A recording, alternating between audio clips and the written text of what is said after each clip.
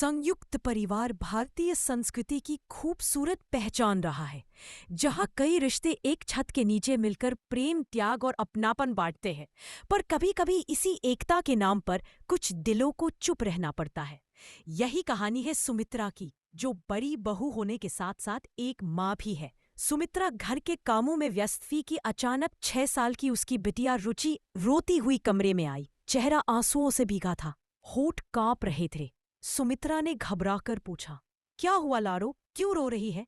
पर रुचि का रोना थम नहीं रहा था। तभी उसका बड़ा भाई नमन भी कमरे में आया और बोला, माँ, गलती इसकी ही है। जब पता था तो चाची के कमरे में क्यों गई थी? रुचि की सिसकियों के बीच से टूटी हुई आवाज निकली, मैं तो नहीं गई थी माँ। अनुज भैया ने खुद मुझे बिस्किट दिया था, लेकिन चाची ने मुझे थप्पड़ मार दिया। सुमित्रा का दिल जैसे भीतर से हिल गया।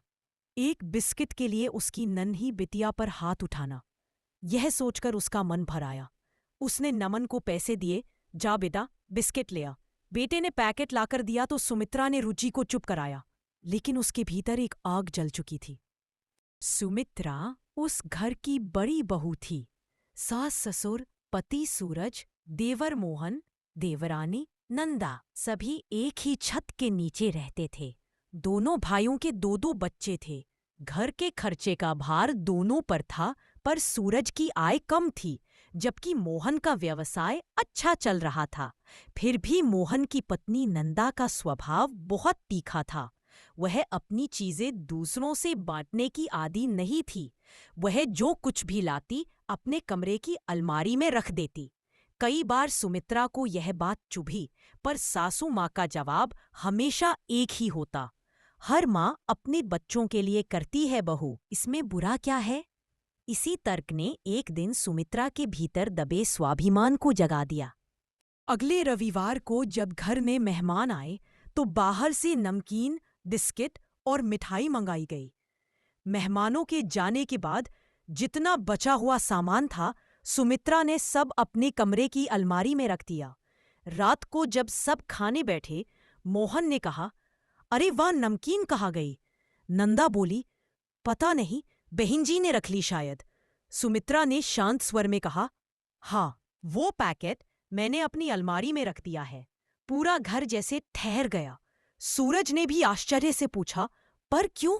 सबके लिए लाया गया था ना?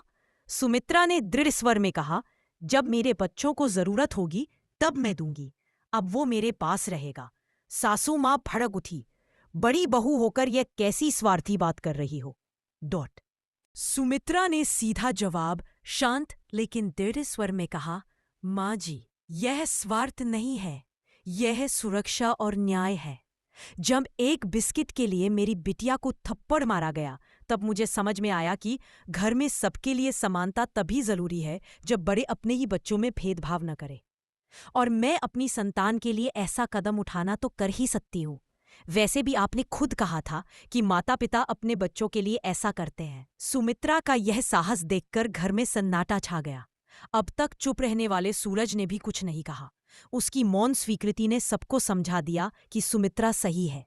इस घटना के बाद घर के बड़े सोचने लगे। माता पिता ने भी महसूस किया कि एकता के नाम पर बच्चों के प्रति अन्याय हो रहा था। उन्होंने मोहन और नंदा से कहा कि अब से सभी बच्चों के लिए समान व्यवहार किया जाए। नंदा को यह बात स्वीकार करना कठिन था, लेकिन धीरे धीरे उसने भी समझ लिया कि परिवार में समानता और प्रेम सबसे बड़ा नियम है। सुमित्रा ने अब न केवल अपने बच्चों के अधिकारों की रक्षा की, बल्कि घर में एक नया संतुलन भी कायम किया। समानता और न्याय, बड़े या छोटे, सभी बच्चों के साथ समान व्यवहार होना चाहिए। 2. साहस और आत्मसम्मान, जरूरत पड़ने पर अपनी बात रखने से ही परिवार में स्वस्थ संबंध बनते हैं। 3. स्नेह और संरक्षण, माता पिता और बड़े परिवारजन बच्चों की सुरक्षा और सम्मान की जिम्मेदारी समझे।